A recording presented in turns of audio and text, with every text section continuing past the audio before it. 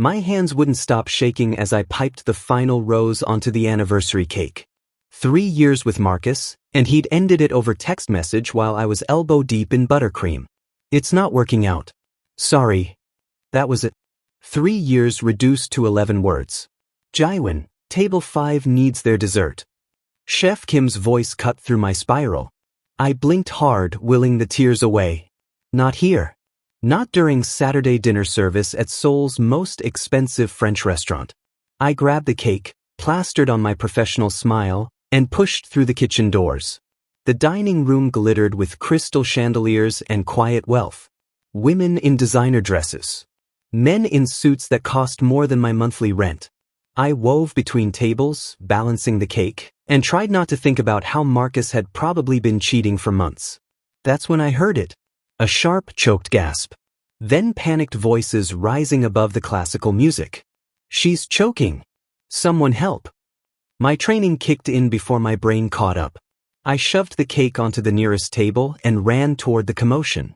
A small child, maybe 2 years old, sat in a high chair, her face turning red, tiny hands clawing at her throat.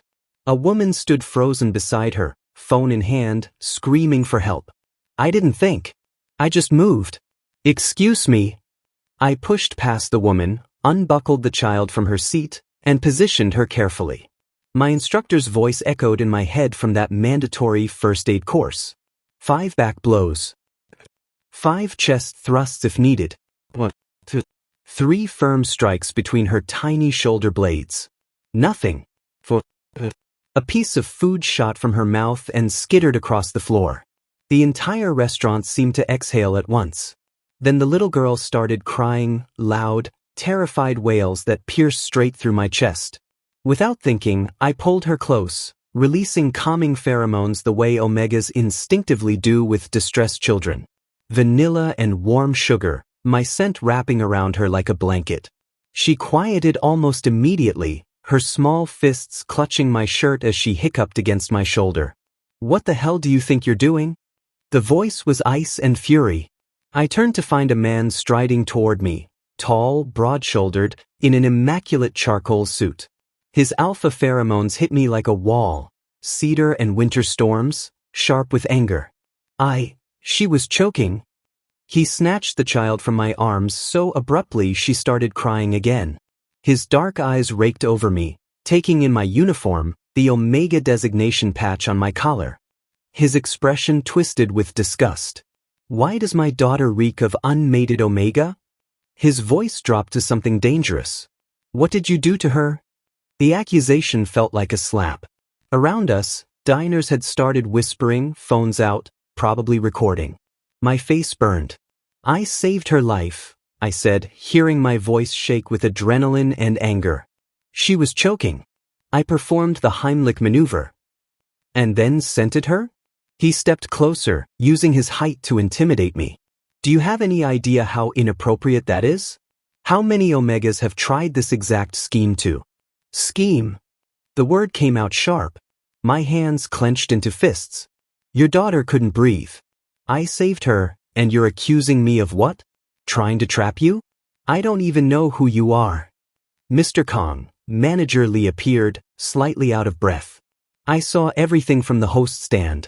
Your daughter was indeed choking. Mr. Yoon acted heroically. He scented my child without permission. The man, Mr. Kang, shifted the little girl to his other arm. She'd stopped crying now, but kept reaching toward me, making small distress sounds. That's completely unacceptable. It was instinctive, Manager Lee said carefully. When children are distressed, Omegas sometimes. I don't care about excuses. Mr. Kang's jaw was tight. Keep your staff away from my family. Something inside me snapped. Maybe it was the breakup. Maybe it was the way he looked at me like I was something dirty. Maybe it was just too much for one terrible day. You know what? You're welcome, I said, voice shaking but steady. Your daughter is alive and breathing, and you're so paranoid about gold-digging Omegas that you can't even say thank you. I hope that suspicion keeps you warm at night. I turned on my heel and walked away, ignoring Manager Lee's shocked, Jiwon, and the scattered applause from a few nearby tables. My face felt like it was on fire. I made it back to the kitchen, through the prep area, and into the cold storage room before the tears finally came. I'd saved a child's life and gotten accused of manipulation. Typical. I pressed my palms against the cold metal shelving, breathing hard. Through the door, I could hear muffled voices, probably Manager Lee doing damage control. Great. I'd probably get fired for talking back to a customer, even if that customer was an unreasonable jerk. 20 minutes later, Manager Lee found me organizing flour sacks I'd already organized twice. Jiwon. My office. Here it comes. But he surprised me. That was Kang Minho, CEO of Kang Industries. His wife died 2 years ago giving birth to that little girl. He sighed. I'm not excusing his behavior. You saved his daughter. But he's apparently had issues with Omegas trying to use the child to get close to him. That's not my problem, I said flatly. I know. Manager Lee looked tired. He left without apologizing. I'm sorry you had to deal with that. I lasted 2 more days before I quit. Every time someone looked at me, I wondered if they'd seen the video that had apparently gone viral, Omega Hero confronts ungrateful Alpha Zo. The comments were split between supporting me and calling me aggressive and disrespectful. I couldn't do it anymore. 3 days after the incident, I was in my tiny apartment, scrolling through job listings and eating instant ramen when someone knocked on my door. I opened it. Kang Minho stood there, looking exhausted and uncomfortable, with his daughter asleep against his shoulder. I need your help, he said. I stared at Kang Minho standing in my doorway, his daughter sleeping against his shoulder, and felt anger flash hot through my chest. You've got to be kidding me. Please. The words sounded like it physically hurt him. Just hear me out. Every instinct screamed at me to slam the door in his face. But the little girl shifted, whimpering, and I saw the dark circles under his eyes, the wrinkled shirt, the desperation. I stepped back. 5 minutes. He walked in, looking around my cramped studio apartment. I didn't apologize for the tiny space or the instant noodles on my coffee table. He didn't get to judge me, not after what he'd done. Her name is Hannah, he said quietly. She hasn't stopped crying for 3 days. Won't sleep more than an hour at a time. The pediatrician said. He paused, jaw working. The scenting created a temporary bond. She needs you. Temporary? My stomach dropped. It should fade in 4 to 6 weeks. But right now, she's asking for the nice cake person, constantly. He finally met my eyes. I was wrong. About everything.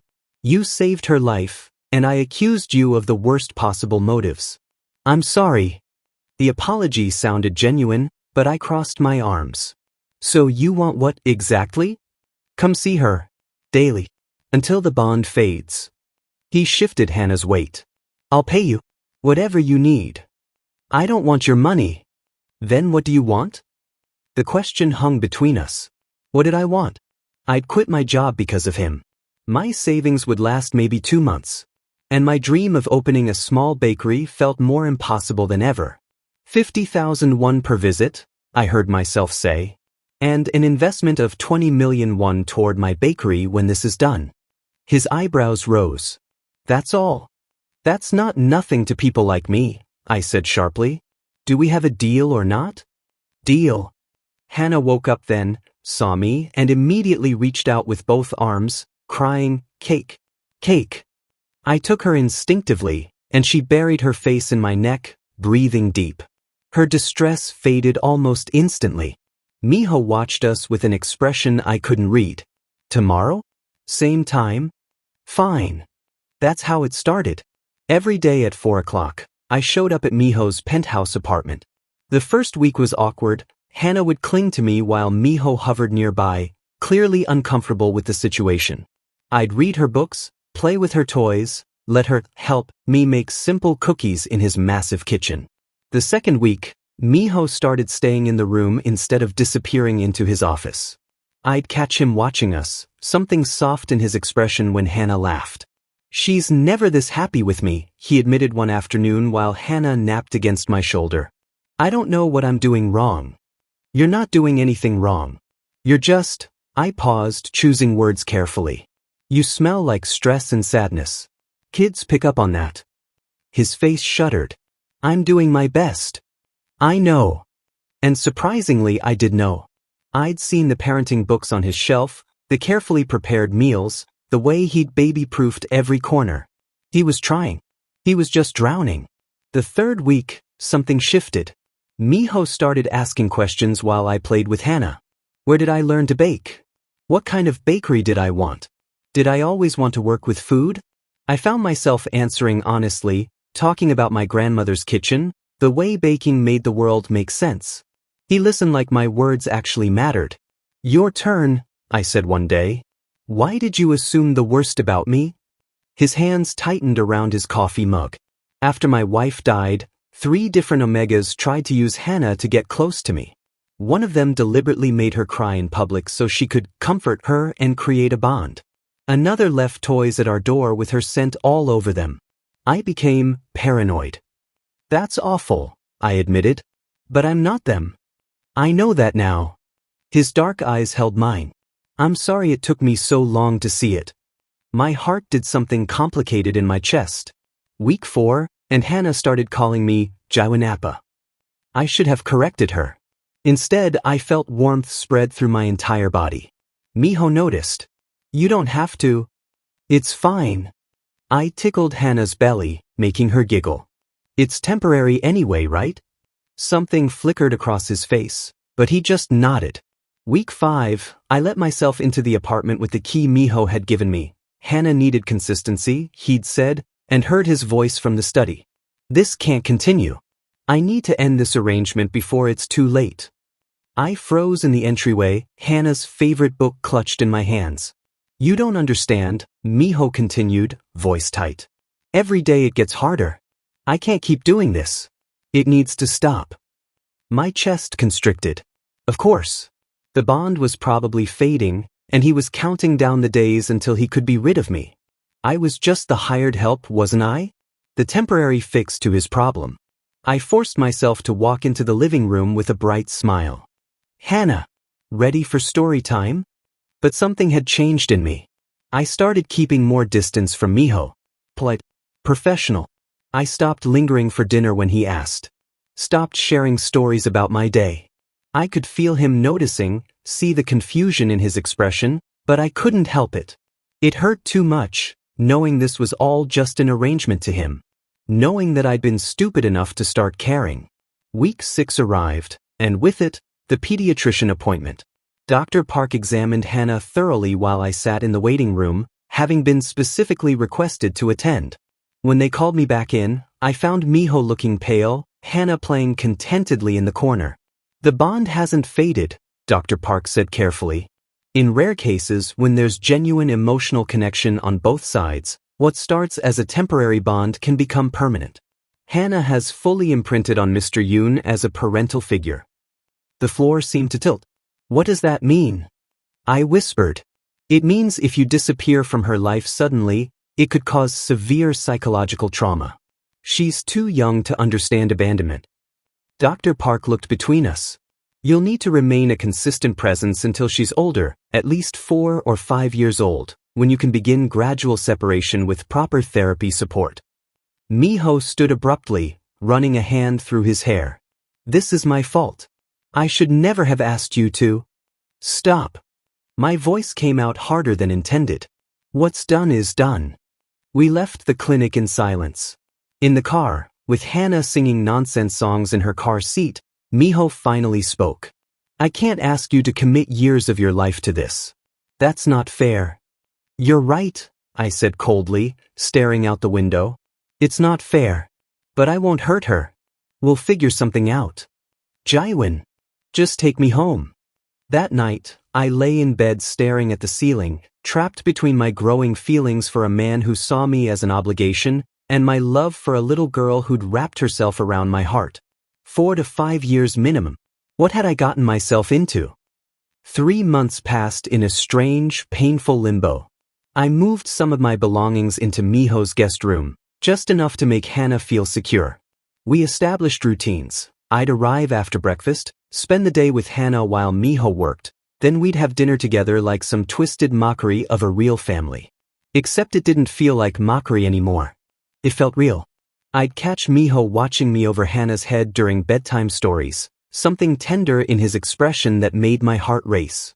Then he'd look away and I'd remember, this was just an arrangement. A necessity. Nothing more. We were careful around each other. Polite. Distant. Like roommates who happened to be raising a child together. It was killing me. Jiwon appa, look.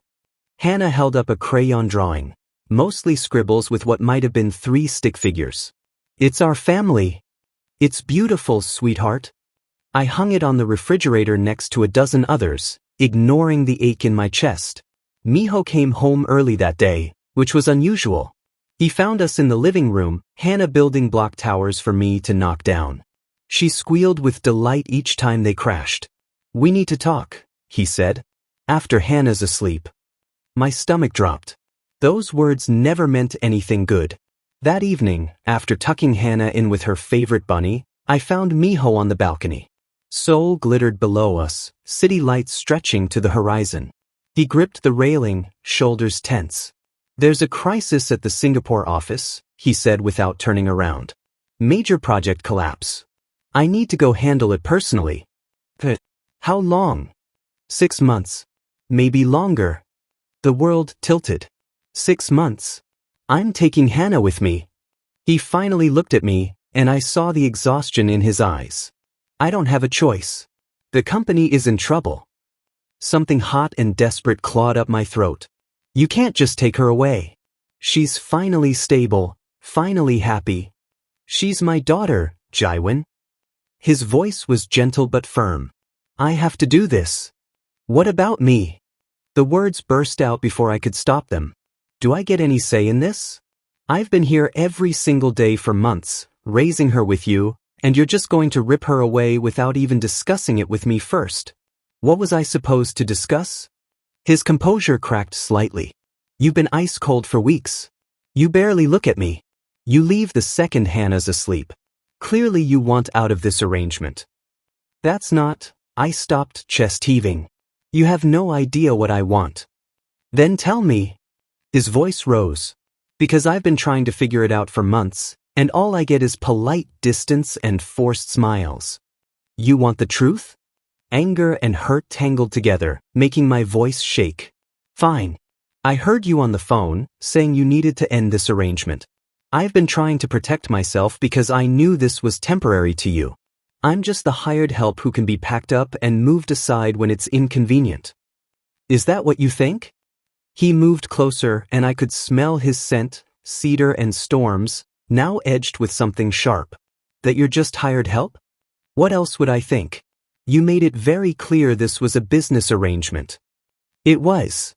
His hands clenched into fists. It was supposed to be temporary, just until the bond faded. But it didn't fade and neither did. He stopped, jaw working. Neither did what? Nothing. Forget it. He turned away. I'll have my lawyer draw up a formal agreement. You can visit Hannah whenever you want. I won't keep her from you. The dismissal stung worse than any slap. Of course, keep everything legal and professional. That's all we are, right? What do you want from me, Jiwon? The question came out raw. You want me to admit that having you here has been torture? That watching you with my daughter, seeing you in my home, has made me want things I have no right to want? You're here out of obligation, because of a bond neither of us planned. What kind of person would I be if I made this about my feelings? I stared at him, heart hammering. Your feelings? Forget I said anything. He headed for the door. I'll be in my office. We can discuss the details tomorrow. Minho, wait. But he was already gone. I stood on the balcony, shaking, trying to process what had just happened. He had feelings? For me? Then why had he said he needed to end the arrangement? Oh no. I pressed my palms against my eyes. We're both idiots. But the damage was done. For 2 weeks, we moved around each other like ghosts. He'd leave money on the counter for Hannah's expenses. I'd text updates about her day. We'd do the handoffs in silence, him arriving home just as I was leaving, both of us avoiding eye contact. Hannah noticed. Of course she did. Why doesn't Jiwon Appa stay for dinner anymore? she asked Minho one evening while I was gathering my things. He's just busy, sweetheart. Is he mad at me? I dropped to my knees beside her, heartbreaking. No, baby. Never. I could never be mad at you. Then why are you sad? Her little hand touched my cheek. Appa is sad too. He cries at night when he thinks I'm sleeping. I looked up at Minho. He'd gone completely still, face pale. I should go, I whispered, standing. Jiwon. I'll see you tomorrow, Hannah.